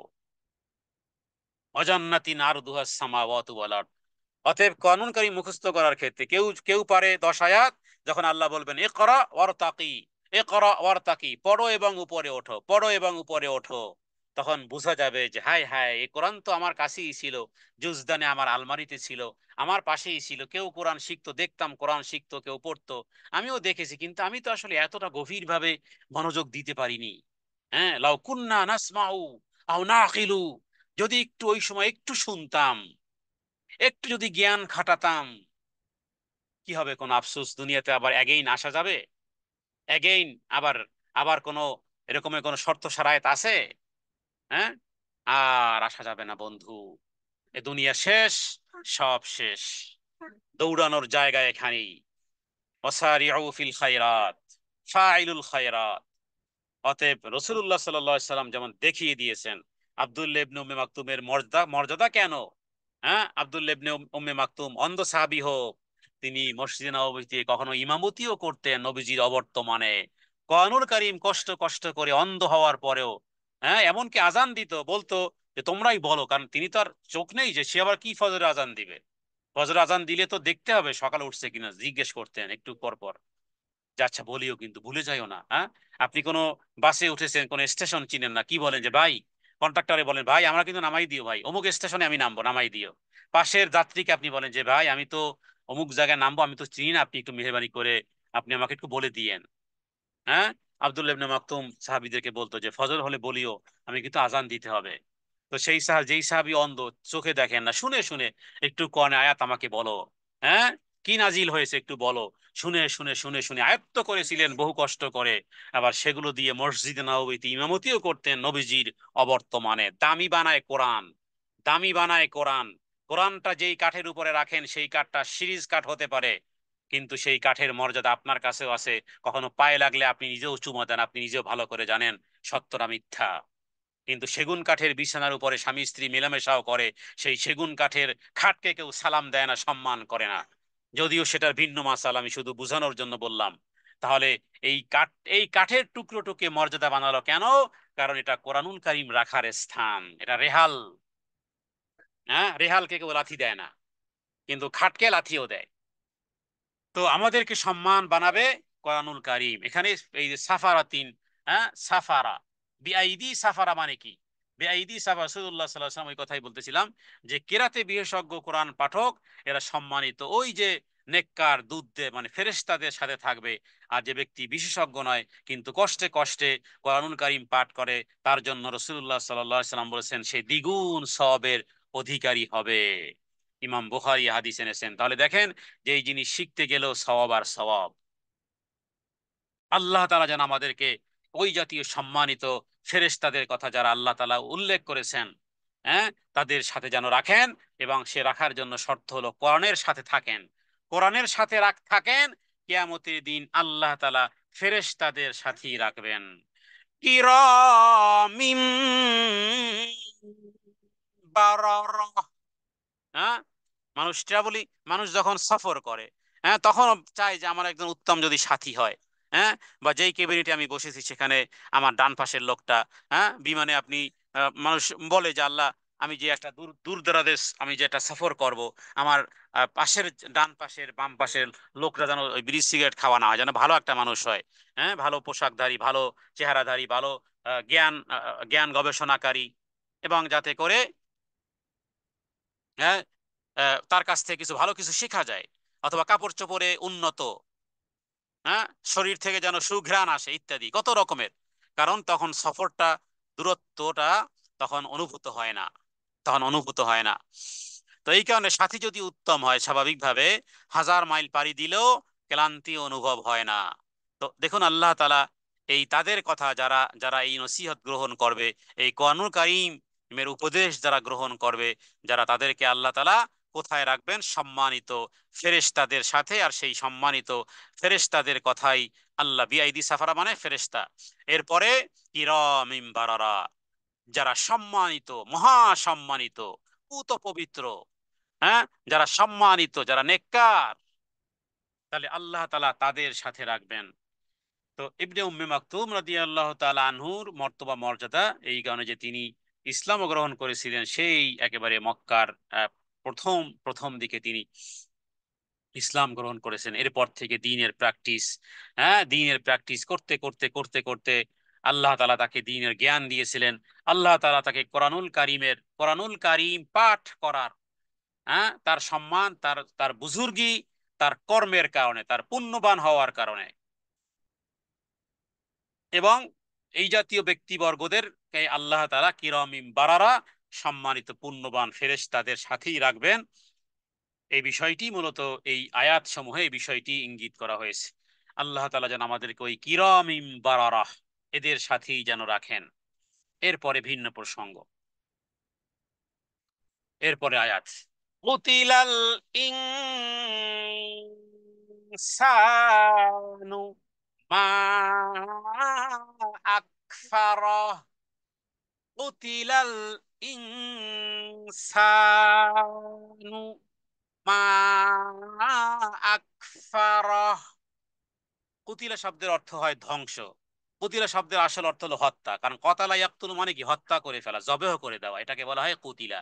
তাহলে এক ব্যক্তি জবেহ করলে যে ব্যক্তি তার তার অস্তিত্ব বিলীন হয়ে যায় পৃথিবী থেকে, ধ্বংসটাও ঠিক এই রকমের। এমন নয় যে একজন ব্যক্তি জবেহ করতে হবে না, তার কল্লা কাটতে হবে না, কিন্তু এমনিতেই তার জন্য ধ্বংস। কোরআন কারীমের এই কুতিলা শব্দ, এখানে কুতিলা মানে জবেহ করা নয়, বরং ধ্বংস। তাহলে ওই জাতীয় মানুষ যেন জবেহ হয়ে গেছে, কুতিলাল ইনসান, ওই জাতীয় মানুষ যেন ধ্বংস হয়ে গেছে, মানুষ ধ্বংস হয়ে গেল। হ্যাঁ, মা আকফারাহু, মা আকফারাহু, কাফারা ইয়াকফুরু মানে কুফরি করা, কিন্তু এখানে অমান্য করা, অমান্য করা। মানুষ, হ্যাঁ, সত্যকে যখন অমান্য করে, সত্যকে যখন অমান্য করে, সত্য কি, সত্য হলো কোরআন, আল কোরআন হাক্কুন, রসুল্লাহ হাক্কুন, আল্লাহ হাক্কুন, আল জান্নাতু হাক্কুন, আন নারু হাক্কুন, আল কবরু হাক্কুন। এগুলো হলো সত্য। এই সত্য জিনিস থেকে যে দূরে থাকে সে আসলেই ধ্বংস। কুতিলাল ইনসানু মা আকফারা, সত্য অস্বীকারী। এ আয়াতে অর্থ, অনেক অর্থ হতে পারে, যে যেই জিনিস, যেই জিনিসটি, কোন জিনিস তাকে সত্য অস্বীকার করতে উদ্বুদ্ধ করলো। তো এখানে কতিলাল কতিলা মা আকফারাহু, মানে মা আকফারাহু এটাকে এই বলা হয় যে এমন একটা কর্ম যেটা তাজ্জুব, যেটা আশ্চর্যজনক কর্ম, এটাকে মা আকফারাহু মানে ফেলে তাজ্জুব বলা হয়। ফেল মানে কর্ম, আর তাজ্জুব মানে কি, যে মানে মিরাকেল টাইপের। হ্যাঁ, মানে অত্যাশ্চর্য, অত্যাশ্চর্য কর্ম, এটা অত্যাশ্চর্য কর্ম। সেটা কি, মা আকফারাহু মানে, মানে কত বড় অকৃতজ্ঞ, বা আমরা বাংলাতে বলি নেমক হারাম। হ্যাঁ, মানে অকৃতজ্ঞ মানুষকে চিন্তা ভাবনা করার জন্য আহ্বান করা হয়েছে, যাতে করে সে কুফরি থেকে ফিরে আসে। তাহলে কুতিলাল ইনসানু মা আকফারা, তাহলে ওই মানুষের জন্য ধ্বংস, যে মা আকফারা, সে এগুলোকে কিভাবে অস্বীকার করে, কিভাবে অস্বীকার করে। কারণ মিন আই শাইইন খালাকাহ, মিন আই শাইইন খালাকাহ, তুমি একটু দেখো, তুমি যে অস্বীকার করো, কোন জিনিস থেকে তোমাকে সৃষ্টি করা হয়েছে। মিন আইয়ি শাইইন, কোন জিনিস থেকে, খালাকাহু তোমাকে সৃষ্টি করা হয়েছে, কোন বস্তু দ্বারা তোমাকে সৃষ্টি করা হয়েছে। তুমি যে জমিনে অহংকার করো, প্রদর্শন করো, কুফরি করো, অথচ তুমি দেখো তো, মিন নুতফাতিন খালাকাহু ফাকাদ্দারা, মিন নুতফাতিন এক ফোঁটা শুক্র থেকে, এক ফোঁটা শুক্র থেকে, খালাকাহু তোমাকে সৃষ্টি করা হয়েছে, ফাকাদ্দারাহু এরপরে তোমাকে সুগঠিত করেছেন, পরিমিত করেছেন, তোমার বিকাশ সাধন করা হয়েছে। তার মানে কদ্দারাহু মানে তোমার আকার আকৃতি। হ্যাঁ, তোমার মাতৃগর্ভে আল্লাহ তাআলা তোমার জন্য কত কিছুর ব্যবস্থা করেছেন, কিন্তু তার পূর্বে তুমি এক ফোঁটা শুক্র। হ্যাঁ, মিন নুতফাতিন খালাকাহু তোমাকে সৃষ্টি করা হয়েছে এক ফোঁটা শুক্র থেকে। তাহলে পৃথিবী, পৃথিবী মানুষ, নিজের দিকে একটু যদি তাকাও, তুমি কি ছিলে? আরে তুমি তো কোনো উল্লেখযোগ্য বস্তুই ছিল না। আজকে তুমি প্রধানমন্ত্রী, আজকে তুমি ব্যারিস্টার, আজকে তুমি, হ্যাঁ, বিচারক, আজকে তুমি এই, আজকে তুমি ইঞ্জিনিয়ার, আজকে তুমি ডাক্তার, আজকে তুমি কত বড় কিছু, কত কিছুর মালিক হয়েছো। অথচ তুমি কোনো উল্লেখযোগ্য বস্তুই ছিল না। হালাতা আল ইনসান হাইনুম মিনাদ দাহরি লাম ইয়াকুন শাইআম মাযকুরা, মানুষের উপর দিয়ে এমন একটা সময় অতিবাহিত হয়েছে যে সে উল্লেখযোগ্য কোনো বস্তুই ছিল না। তোমার তো কোনো নামই ছিল না, তোমার তো কোনো নামই ছিল না। নাম তো সেদিন রাখলো তোমার বাবা মা, এই যে সেদিন জন্মগ্রহণ করলা, তোমার নাম রাখা হলো। তার আগে তো তোমার বাবা মা নাম রাখবে কোত্থেকে, তোমার বাবা মাই তো ছিল না। হ্যাঁ, তোমার তোমার বাবা মার তো দিল দেমাগই ছিল না। তাহলে তুমি কোনো উল্লেখযোগ্য বস্তুই ছিল না, তোমার নাম আর কাম এই তো সেদিনেরই সৃষ্টি, অথচ তার পূর্বে তোমার সৃষ্টি হয়েছে কিভাবে? শুক্র থেকে তোমাকে সৃষ্টি করা হয়েছে। এরপরে তোমার মায়ের পেটে আল্লাহ তাআলা মানুষের কাজ, বয়স, রিজিক, ভাগ্য, তকদির ইত্যাদি লিখে দিয়েছেন। এবং সেখানে এটাও ছিল কোন মানুষের গায়ের রং কেমন হবে, কতটুকু, 5 ফুট 4 ইঞ্চি হবে নাকি 5 ফুট 5 ইঞ্চি, আপনার কি মনে হয়? আপনি 5 ফুট 4 ইঞ্চি আর 5 ফুট 6 ইঞ্চি যে এসেছে, হ্যাঁ দেখি তো, মাপো তো দেখি। আপনার কি মনে হয়, আপনার মনে হয় নিজস্ব বাবার বাবার ফাউন্ডেশন থেকে আপনি মনে হয় 5 ফুট 5 ইঞ্চি নিয়ে এসেছেন? আর একজন 5 ফুট 3 ইঞ্চি, আপনি তাকে বেটে, খাটো, কালো, মোটা, বোটা ইত্যাদি যে বলেন, মনে হয় যেন আপনার সৃষ্টির মধ্যে আপনি নিজেরটা যেন নিজেই বানিয়েছেন, নিজের চেহারা সুন্দর মনে হয় নিজেই বানিয়েছেন, আর যে কালো সে মনে হয় নিজেই নিজের জন্য কালো নির্ধারণ করেছে। আপনার কাছে কি মনে হয়? ফাকাদ্দারাহু মিন নুতফাতিন খালাকাহু ফাকাদ ফাকাদ্দারাহু। হ্যাঁ, তুমি সুন্দরী, তুমি রূপসী, তুমি ফিজিক্যাল 6 ফুট 5 ইঞ্চি, 5 ফুট 6 ইঞ্চি, দেখতে টল ফিগার, হ্যাঁ দেখতে ফিজিক্যাল একেবারে একেবারে বিশ্ব সুন্দরী, কিন্তু তোমার জন্ম আর ওই যাকে যাকে একেবারে 1.5 ইঞ্চি, যে 1.5 ইঞ্চি, হ্যাঁ হতে পারে পৃথিবীতে কোনো মানুষ 1.5 2 ইঞ্চি থাকতে পারে, কোথাও কোথাও দেখেছি একেবারে খাটো, একেবারে ছোট। তো 2 ইঞ্চি 2.5 ইঞ্চি যাই হোক না কেন, তার জন্ম আর তোমার জন্ম ওই একই ঘৃণিত পানির বিন্দু থেকে সৃষ্টি করা হয়েছে। তুমি সুতরাং অহংকার করা তখনও তোমার শোভা পায় না। 2টি হাত, 2টি পা, 2টি চক্ষু, অন্যান্য অঙ্গ প্রত্যঙ্গ দেওয়া হয়েছে, এগুলো সব আল্লাহ নির্ধারণ করেছেন। তার মানে কোনো ব্যক্তি গায়ের রং কেমন হবে, কতটুকু উঁচু হবে, তার দেহ কতটুকু হবে, কি পরিমাণ মোটা হবে, কি পরিমাণ পরিপুষ্ট হবে, দেখতে কেমন হবে ইত্যাদি ইত্যাদি, সব এগুলো আল্লাহ তাআলা নির্ধারণ করেছেন। জ্ঞান বুদ্ধিও পর্যন্ত এটাও তাকদীরের মাসালা, জানেন? জ্ঞান বুদ্ধি, কারো বুদ্ধি কম, কারো বুদ্ধি বেশি, জ্ঞান বুদ্ধি ডিস্ট্রিবিউশন সেটাও মায়ের পেট থেকে আল্লাহ তাআলা নির্ধারণ করে রেখেছেন। সুতরাং বোকা বলে বোকা বলে ও নিজের দোষে নিজে বোকা হয়নি। হ্যাঁ, জন্মগতভাবে হয়তো বা বোকা হয়েছে, দেখতে ওই রকমের জ্ঞান বুদ্ধি রাখে না, ওর প্রতি ইহসান করতে হবে, ওর প্রতি ইহসান করতে হবে, এটা আল্লাহর পরীক্ষা। আল্লাহ পরীক্ষা দিয়ে রেখেছেন, কারণ ওর সৃষ্টি আর তোমার সৃষ্টি একই শুক্রবিন্দু থেকে সৃষ্টি করা হয়েছিল। এরপরে বিকাশ সাধনের ক্ষেত্রে কাউকে আগে বা বড় দেখা যায় একই সাথে, হ্যাঁ একই যমজ, কিন্তু একজন ভালো পারে একজন ভালো পারে না। এগুলো সব আল্লাহ তাআলা তিনি নির্ধারণ করেছেন, এটাকেই বলা হয় ফাকাদ্দারাহু। তো সামান্য পানি থেকে সৃষ্টি করেছেন, এরপরে আকৃতিতে বিভিন্ন পর্যায়ে আল্লাহ তাআলা পরিবর্তন দিয়েছেন। সুম্মাস সাবিলা ইয়াসসারা সুম্মাস সাবিলা ইয়াসসারাহু। মূলত আসলে ইয়াসসারাহু আছে এখানে, হাউলটা বেশ, হ্যাঁ লেখা থাকুক বা না থাকুক, অর্থগতভাবে ইয়াসসারাহু মানে হু জমির, হ্যাঁ। সুম্মা সাবিল, অতঃপর তাকে পথ দেখানো হয়েছে। ইয়াসসারাহু, হু মানে তাকে, কাকে? প্রত্যেক ব্যক্তিকে, আপনাকে আমাকে, হু মানে আপনি, হু মানে আমি, হু মানে আমরা, হু মানে তোমরা, হু মানে আমরা সবাই। তাহলে আমাদেরকে আল্লাহ তাআলা পথ দেখিয়েছেন, হ্যাঁ উপায় উপকরণ, জীবন জীবনের দ্রব্য সামগ্রী দিয়েছেন, পথ সহজ করেছেন। মাতৃগর্ভ থেকে জীবিত পূর্ণাঙ্গ মানুষ হিসেবে সহি সালামতের সাথে আমাদের দেহ দুনিয়াতে এসেছে। এরপরে এরপরে ভালো এবং মন্দ, কৃতজ্ঞতা অকৃতজ্ঞতা, আনুগত্য অবদ্ধতা ইত্যাদি আল্লাহ তাআলা ওয়াদাইনাহুন নাজদাইন, ইম্মা শাকিরান ওয়া ইম্মা কাফুরান, কৃতজ্ঞতা স্বীকার করবে নাকি অকৃতজ্ঞ হবে। ওয়াদাইনাহুন নাজদাইন, 2টি পথ আমি খুলে দিয়েছি। এভাবে করে আল্লাহ তাআলা পথ সহজ করে দিয়েছেন, ফলে সে শুকরিয়া আদায় করবে, শুকরিয়া আদায় করে সৎ পথ গ্রহণ করতে পারে, আবার কুফরি করে বিপথেও যেতে পারে। হ্যাঁ, বিপথেও যেতে পারে। ভালো মন্দের স্পষ্ট জ্ঞান বুদ্ধি বিবেক, কিতাব নবী রাসূল, হ্যাঁ দাইল আল্লাহ, রসুল ইত্যাদি মায়ের পেট থেকে বের হওয়ার পরে, এরপরে আল্লাহ তাআলা তোমার জন্য একটা বিশাল একটা জগতের মধ্যে আল্লাহ তাআলা এই বিষয়গুলো তোমার সামনে উন্মোচন করেছেন।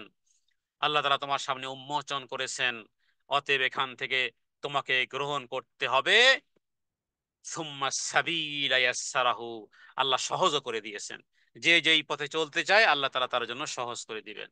যে যেই বিষয়ে পড়াশোনা করতে চায়, যে যেই বিষয়ে গবেষণা করতে চায়, যে যেখানে সময় দিবে, আল্লাহ তাআলা তাকে সেই জিনিসের উৎপত্তি দিবেন, সেই জিনিসের জ্ঞান আল্লাহ তাআলা দিবেন। কারণ মান জাদ্দা ফাওয়া জাদা, যে ব্যক্তি যে বিষয়ে চেষ্টা করবে আল্লাহ তাআলা তাকে দিবেন। খেজুর গাছ লাগালে খেজুর পাবেন, আম গাছ লাগালে আম পাবেন, কাঁঠাল গাছ লাগালে কাঁঠাল পাবেন, বড়ই গাছ লাগালে বড়ই পাবেন।